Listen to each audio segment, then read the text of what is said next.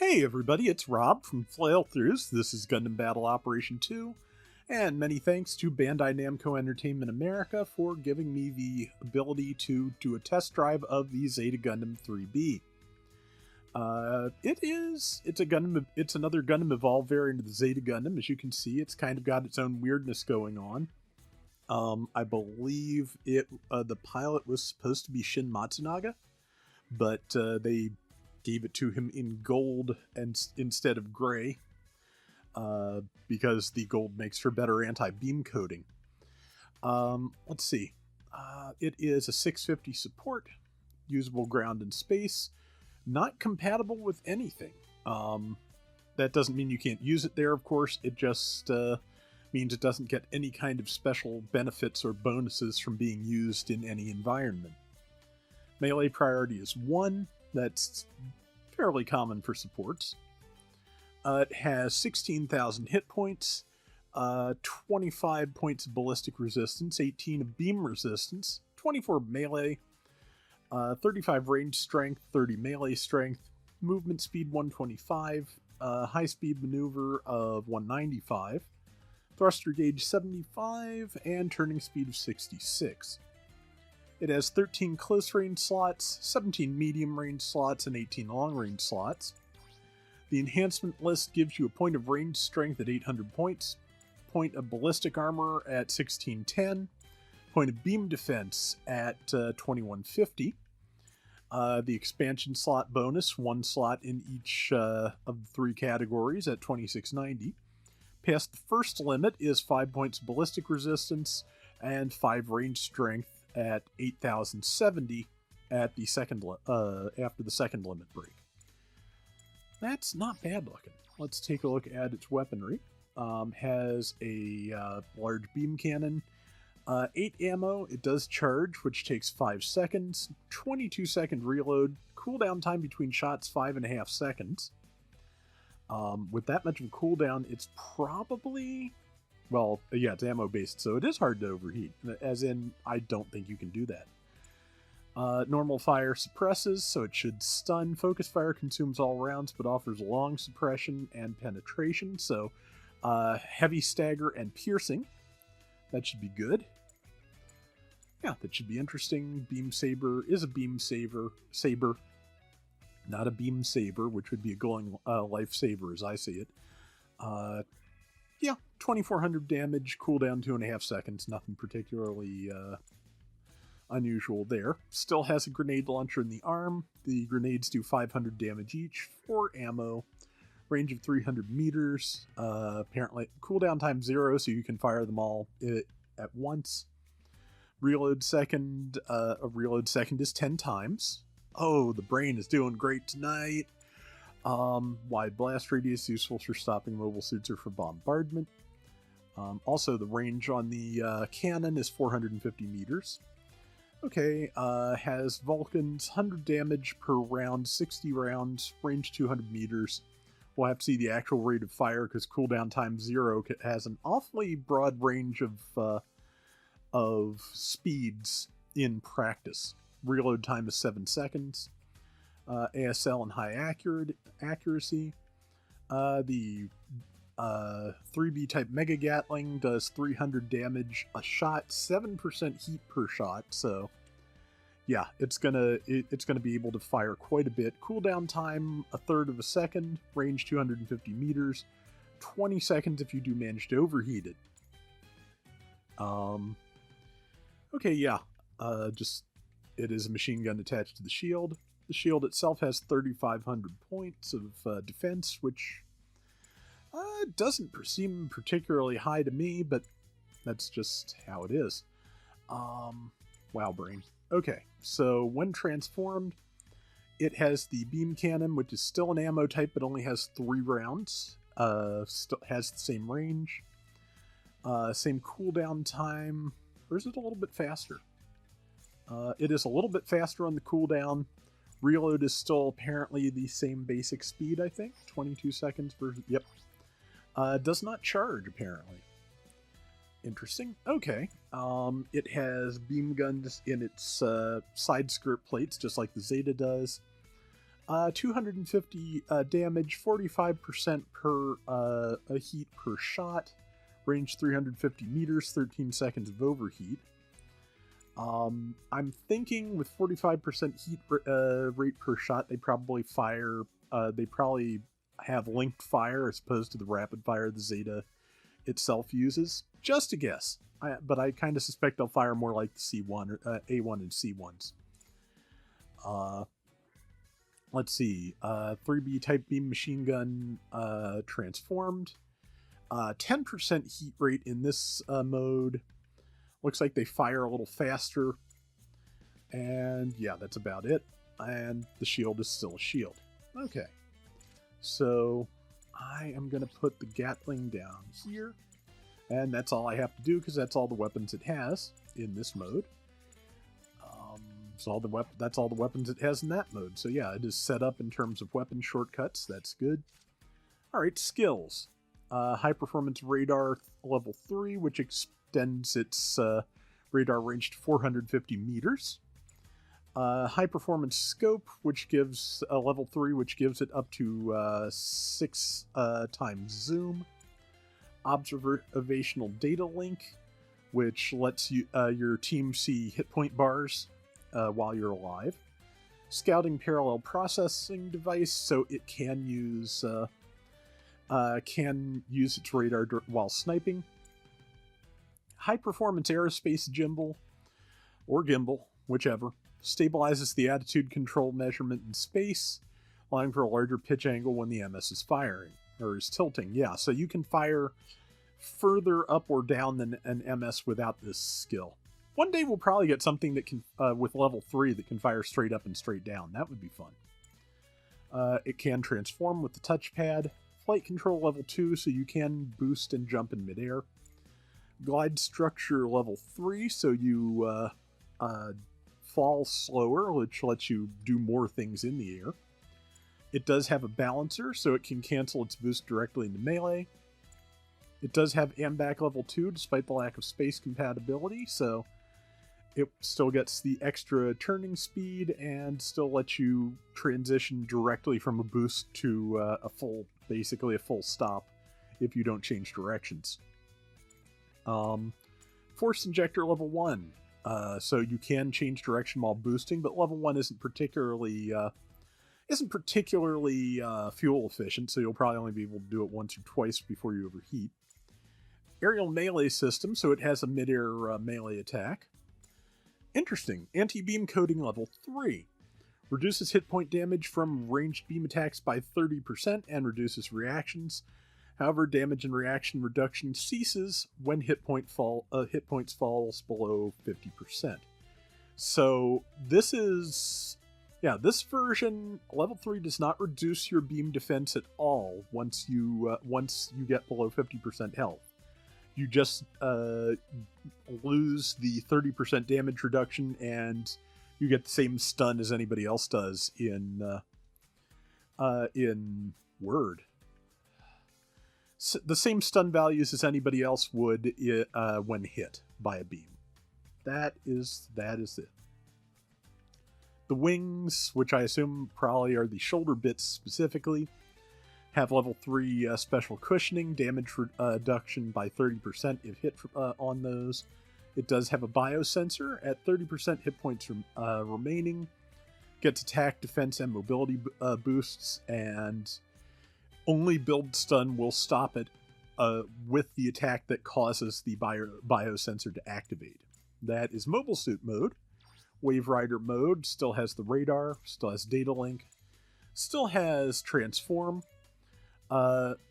Transformation Optimizer, which is level 1, reduces thruster consumption when activating boost or transforming back to normal mode by 60%, and reduces thruster consumption while moving by 25%, so it's pretty fuel efficient when transforming, flying, or boosting. It does have a dodge roll in Wave Rider mode, emergency evasion level 1. That reminds me, yeah, there is no emergency evasion on mobile suit mode. It should gain a dodge roll in biosensor mode. We will test that. anti-blast, so when you're in Wave Rider mode, you cannot be knocked out of it by getting hit with an exploding mobile suit. So if you Wave Rider crash somebody, it will not knock you out of the air. Still has the anti-beam coating level 3 and wing special cushioning level 3. Ram attack, when you're boosting, you do extra damage. It's one of those things where you have to be at full speed, I believe. Biosensor still here, and ram attack biosensor, so you get an extra 2,000 damage to ram attacks done while in biosensor, and also less, basically 50% damage reduction while in the biosensor ram attack state. So it's a pretty good skill set, and we are going to test it under the usual conditions. 500 mass driver facility, and currently AI turned off, but ultimately we'll give that a try. But let's see what it can do.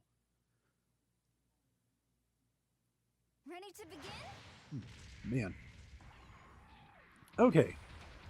Yeah, to be honest, I always thought the way the tail binder splits into a couple of wings was kind of silly looking, but that's okay. It is, yeah, like I said, force injector will overheat you fairly quickly. It's reasonably fast for a support, and yeah, no dodge roll in mobile suit mode unless you're in biosensor. Okay, so firing. Let's start on the Gundam so we get the same reactions almost everything we'll get, and we'll move to the Zoc in a minute. Okay, uncharged 3695 with no parts added against a 500 general. And yeah, it does stun. Yeah. Okay, so gonna try the charged version and see what it looks like. You can move while charging, that's good. Fairly lengthy charge, but not terrible. Okay, 5686, yeah, and a heavy stagger. So, and it did not take the entire magazine. It took 4 rounds. So, I'm gonna fire this next one, and then when the cooldown is done, we will look at that. This may kill the Gundam before it stuns it, so we may have to look at something else to get the full sense of the build stun. No, it didn't kill it, but yeah, it took all 4 grenades to stun it. It's not bad. They hit relatively easily, so those Vulcan rounds did, of course, kill the Gundam. Well, I think there's another Gundam up here. I can never keep track of where anything is on this map, so this may be the Zagaki. It is. Okay. As always, you can do Vulcans while boosting. Takes, I think, about 20 to stun something. Yeah, I think it takes 3 to stun with the grenades. Okay, yeah, that's a pretty good Gatling there. About, yeah, 268 per shot with type disadvantage. Has plenty of ammo to build stun. Alright, let's try the heavy shot on this and see what we get. Okay, yeah, 5 shots is what it takes. 5 shots, and with 3 left over. That's not terrible. Alright, so melee is fairly standard swing as a neutral. Left. Cancel out of that to get to the next one a little faster. Right. And downswing is fairly standard Zeta downswing, so that's not bad. Pretty fast, though, so I like the idea of giving supports faster downswings. That is one way to, deal with their disadvantages at close range. If you can get a downswing off that's so fast your enemies can't actually do anything about it, that's not a bad idea. Okay, there's a Gundam. Let's try the aerial melee next. And didn't work. Okay, I probably need a bigger jump. I was not imagining that it said aerial melee, right? Jump, and There it is. Yeah, same as the downswing. Spacing will probably take some practice, but people who get good at it will be good at it. 4200. Yeah, so that's not bad. Alright, let's look at some Wave Rider stuff here. Okay, that's the main gun. Yeah, about the same damage. And yeah, 1500 from a ram attack without biosensor. Let's back up a little bit so we have more runway to test the other weapons. Probably have to do one a pass, but that's okay. Okay, going to the beam guns. Okay, yeah, I was right. Paired attacks and basically just enough heat to get it all to stun something if all the hits land. So it's not a bad thing to have for a sub weapon. Meanwhile, I'm betting that this will be a little bit more forgiving. There it is. Okay, yeah. Okay, yeah, the Gatling does decent damage but in the air, but really doesn't do enough damage to, or doesn't do enough build stun to take out an enemy. So, alright, we're going to take a look and see how biosensor changes things, and then we'll check the build stun on the two main weapon, or on the main weapon's default fire against the Zoc. So, oh yeah, we still need to check counters too. I'll do that. Well, let's start with the counter. Alright. Yep, it's a counter. Okay. Yeah, the only weapon that can be fired while boosting are the Vulcans, I'm pretty sure. I'll try the Gatling in a second, but would be very unusual for a shield Gatling to be fireable while boosting. Yeah, no. As you can see, it has tons of ASL, so yeah, you can see it when it... Yeah, when the reticle's even off-center, it will still hit that Zagaki just fine. Alright, so let's see if the beam is changed any by biosensor mode. I don't think it should be, but nope. Still only has the one swing. I'm sure the melee patterns haven't changed. That's not a generally... Yeah, that's not a feature of biosensor. But it should have a dodge roll now. Yep, has double dodge roll. That's fairly standard for biosensor. And let's see, to finish off, let us try the Wave Rider crash.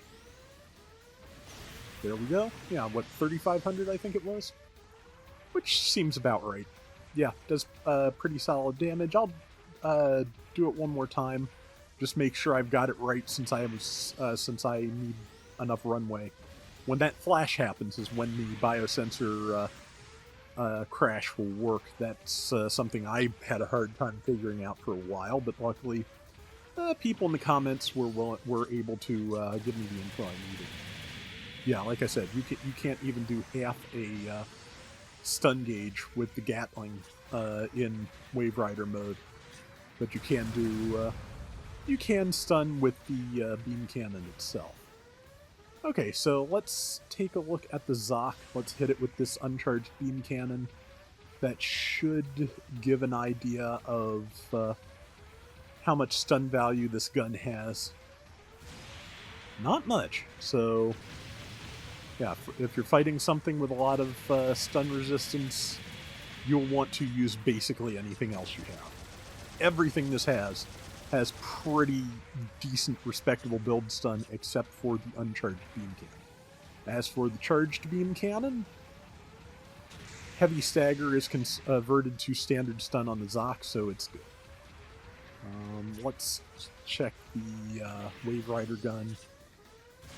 Yep, still not enough to stun. Not enough even ram damage against the Zoc to kill, but I don't... Oh yeah, I didn't go fast. Like I said, I had trouble with that. Okay, but yeah, trying to think if there's anything else that would be good to demonstrate. I think I've just about got it, so... let's stay in biosensor, I guess, but turn on enemy AI and see how long I can stay alive. Alright, charging. Yeah, the speed boost definitely helps. Like I said, I will have a dodge roll. That will be useful. And... Oh yeah, actually, I'm going to turn it back up to 100% health, because that way we can see how well the beam coding works. No, you're not going to use that on me. You're going to use beams. But if you don't, I will find someone who will. Okay, yeah. Even without biosensor active, it does have plenty enough mobility to stun somebody and then go in for melee. You stay there. Stun. Does not have enough to really jump melee in that tight a window, but there's always good opportunities for this. Let's just jump. I want to see how slowly you fall with the glide structure. Not bad. Still got knocked out of the air because the mazer hit me, so yeah, that did knock me down no matter what. And let's see. I'm just gonna shoot this Zoc a little bit with everything I can think of. And yeah, as you can see, that shot did not stun me. Okay, claws are out, so we'll back up. I think it's gonna mazer. I want to see that. Or it's just going to stand there at this exact range and change weapons at me menacingly. Okay. Come on, fire your mazer. I'm sure it doesn't do that very often, but... Okay, but yeah, as you can see, it does still take 2 shots of the uncharged gun to stun me.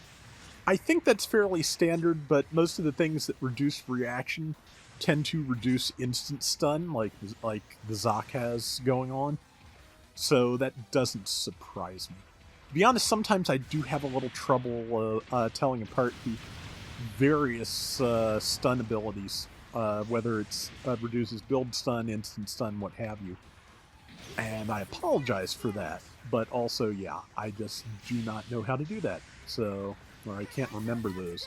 My legs are just about shot. Zoc did hit me with the mazer, which took me, I think I was already out of beam coding mode, but yeah, I am definitely not there now. Oh yeah, piercing. Let's see if I can keep these guys lined up long enough to test that. I'm thinking no, but I can also line up some other guys if I'm lucky. I can always respawn and try it if I'm not lucky. So, let's get this Gundam following me again. Yep, Zoc is still taking shots. Here is... Ow. This is a problem. Ow, that's a double problem. Yeah, let me reset my health to 100 and try and line up that shot, because otherwise I'm just gonna explode. Let's see. Here is a Zagak E that's nearly dead. This has... Okay, Gundam is deciding to just kind of thumper around. Let's see. Oh, that's because there's 2 here. Line up, please. Thank you. Yep, that did it. Killed the Zagak E and did stun the Gundam. That's decent. Okay, that is reloading, which, yeah, very slow. As an E-Pack weapon, reloader parts will speed that process up. And that Gundam, I'm not sure what that turnaround was. That was weird. Either way, that Gundam is dead. And let's get one more shot off. Oh, along with, also see if we can line them up again, because why not? Ow. Yeah, build stun still definitely a problem for this beast. Also, my extra beam defense is disabled. Nice to not be totally helpless, though. So, beam. Yep, that did hit them both, I'm pretty sure, so fine with that. Oops, didn't do enough build stun. Out of feet. Alright, well. Didn't quite get the crash, I don't think, so we'll turn around. We may die here trying to do this, but... Boom. Got it. Okay. Yeah, 3,500 on a biocentered Wave Rider crash is not bad. And falling on my face because I am out of feet. Okay, so let's see if I can fend this thing off without dying. I am a much higher cost, but also it's raid, and yeah. Yeah, could not get my stun weapons to stun fast. If I had gone from the build stun to the beam cannon, probably would have been fine, but did not do that. But yeah, that is the Zeta Gundam 3B, not B3. There's a difference. One of them exists. But yeah, that is what how it works, and hopefully I didn't miss anything. If there's anything you want to know, let me know and I will try to find out. And that is going to do it for this Gundam Battle Operation 2 test drive. So Till next time, everybody take care and have fun. Later!